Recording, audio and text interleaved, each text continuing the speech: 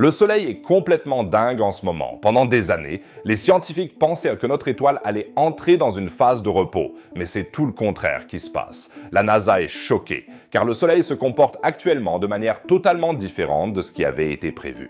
Qu'est-ce qui se cache derrière tout cela? Et que signifie l'activité extrême imminente pour nous ici sur Terre? Restez absolument jusqu'à la fin pour des images spectaculaires du Soleil. Bienvenue à tous, les amis.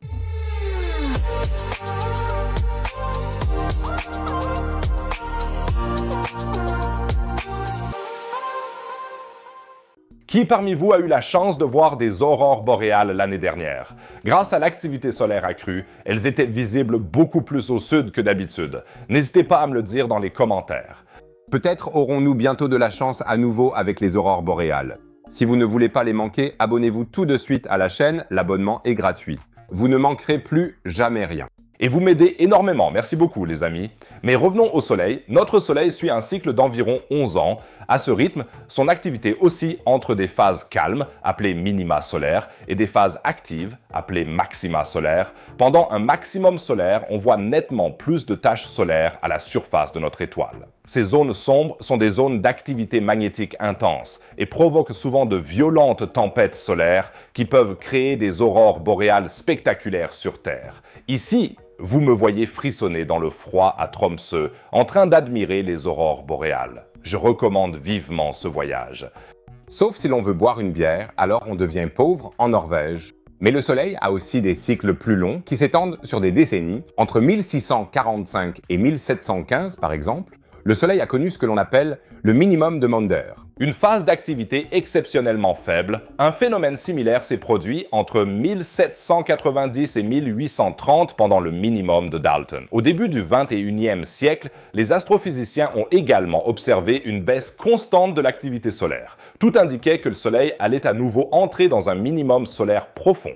Et puis tout s'est passé tout autrement. La NASA a alors dû admettre qu'elle s'était complètement trompée.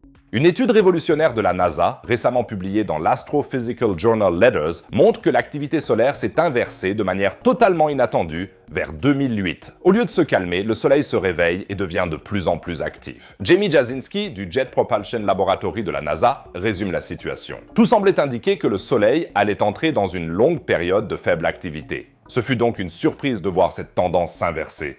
Le Soleil se réveille lentement. Les chercheurs sont arrivés à cette conclusion en analysant les données de deux missions d'héliophysique de la NASA, le Mid-Volans Composition Explorer et la mission WIND. Les deux sondes spatiales ont été lancées dans les années 1990 et ont depuis documenté de manière méticuleuse le flux de plasma et de particules énergétiques allant du Soleil vers la Terre. Les chiffres parlent d'eux-mêmes. Le cycle solaire actuel a pulvérisé toutes les prévisions. Le maximum solaire officiel était prévu pour octobre de cette année, mais l'activité dépasse toutes les attentes. Pendant des mois, le nombre de taches solaires a été 2 fois plus élevé que prévu. En août, les scientifiques ont enregistré le nombre moyen quotidien de taches solaires le plus élevé depuis près de 23 ans. Depuis 2019, début du cycle actuel, le nombre moyen de taches est au moins 33% plus élevé que lors du cycle précédent. Mais ce n'est pas tout. Non seulement le nombre de taches solaires a augmenté, mais leur taille est aussi impressionnante. L'une des taches solaires, appelée AR 3354, était environ 10 fois plus large que notre Terre et s'est formée en seulement 48 heures. Ces taches solaires géantes sont souvent associées à des éjections de masse coronale super puissantes. Ces CME, comme les appellent les astronomes, sont des nuages énormes de particules chargées qui sont projetées dans l'espace et foncent ensuite vers les planètes. C'est particulièrement spectaculaire quand plusieurs CME de ce type se produisent à la suite. Les chercheurs ont repéré des CME cannibales pendant ce cycle. Dans ce cas, une CME plus rapide en dépasse une plus lente et la dévore littéralement. Le résultat, c'est une tempête encore plus massive et plus énergique qui fonce vers la Terre. La sonde Parker Solar Probe de la NASA a récemment traversé une de ces CME cannibales et a collecté des données super importantes. Les mesures ont confirmé les pires craintes. Ces tempêtes sont d'une intensité incroyable.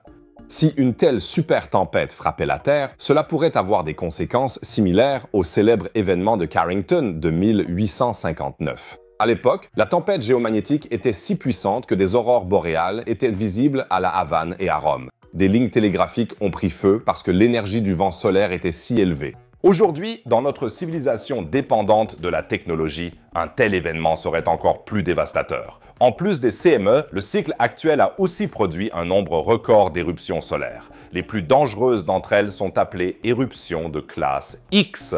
Rien que cette année, il y a déjà eu 11 méga-éruptions de ce type. Le nombre total de tous les types d'éruptions est passé d'environ 400 en 2020 à près de 3000 cette année. Ces éruptions peuvent causer des pannes radio, perturber les communications par satellite et déformer l'atmosphère terrestre. Les scientifiques ont aussi observé des structures complètement bizarres sur le Soleil pendant ce cycle. L'une d'entre elles a été surnommée la Bête, un énorme nuage de plasma qui changeait de forme, environ 13 fois plus grand que la Terre qui a flotté pendant des heures au-dessus de la surface du Soleil. Jusqu'à aujourd'hui, il n'y a toujours pas d'explication vraiment convaincante pour ce phénomène. En plus, un énorme vortex polaire s'est formé au pôle nord du Soleil et a fait rage pendant 8 heures. Toutes ces observations montrent que le Soleil est actuellement plus actif qu'il ne l'a été depuis des décennies. Qu'est-ce que ça veut dire pour nous sur Terre? Dans un futur proche à moyen, on verra de plus en plus d'aurores boréales dans des régions qui sont normalement trop loin des pôles nord ou sud. Mais il y a aussi des conséquences moins réjouissantes. L'activité solaire accrue réchauffe la haute atmosphère terrestre, la thermosphère. Celle-ci se dilate, ce qui pose un problème pour les satellites en orbite proche de la Terre. La résistance accrue de l'air peut les faire perdre de l'altitude et retomber sur Terre. C'est exactement ce qui s'est passé en 2022 avec 38 satellites Starlink pendant une tempête géomagnétique. Mais la question à se poser est pourquoi le Soleil se comporte-t-il de manière si inattendue? Plus intéressant, nouvelle recherche de la sonde solaire.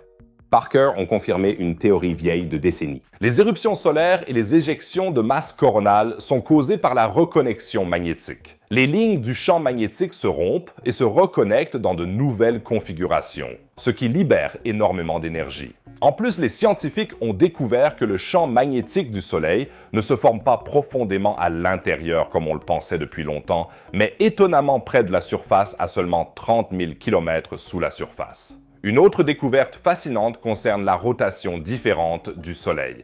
L'équateur tourne plus vite que les pôles, environ tous les 24 jours, contre 34 jours au pôle. De nouvelles théories suggèrent que des ondes sonores profondes à l'intérieur du Soleil contrôlent cette rotation et influencent ainsi de manière significative l'activité de surface.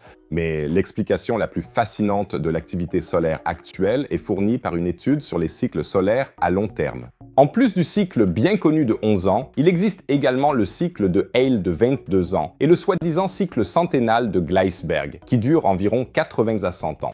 Plusieurs études menées ces dernières années suggèrent que ce cycle centenaire vient juste de redémarrer. Ça expliquerait pourquoi le cycle précédent était si calme. Il a marqué la fin du cycle de Gleisberg. Et maintenant, avec ce redémarrage, la Terre pourrait connaître des décennies d'activité solaire accrue. Les chercheurs pensent que ce cycle long n'atteindra son maximum que dans 40 à 50 ans. L'activité solaire pourrait alors être au moins 2 fois plus intense que cette année, avec 2 fois plus d'aurores boréales, comme le souligne Jamie Jasinski. Les tendances à long terme sont beaucoup moins prévisibles et nous ne les comprenons pas encore complètement. Pour percer ces mystères, la NASA va lancer 3 nouvelles missions axées sur la météo spatiale dans les prochaines semaines. La sonde Interstellar Mapping and Acceleration Probe va étudier le vent solaire. L'observatoire Carruthers Geocorona Observatory va explorer comment la couche atmosphérique la plus externe de la Terre réagit à l'activité solaire. Et SWFOL, un collectera des données en temps réel sur le vent solaire 24 heures sur 24. Les années à venir promettent donc non seulement des phénomènes célestes spectaculaires, mais aussi des découvertes scientifiques révolutionnaires sur notre étoile d'origine. Restez donc avec nous et abonnez-vous dès maintenant à la chaîne pour ne manquer aucune de ces évolutions fascinantes. Et n'oubliez pas de mettre un pouce en l'air pour booster l'algorithme de YouTube. Et puisqu'on parle de découvertes spectaculaires, la vidéo suivante est tout aussi fascinante. Une ville mystérieuse vieille de 1000 ans a été découverte au fond de la mer et plus incroyable encore, elle pourrait même contenir la tombe de la légendaire Cléopâtre.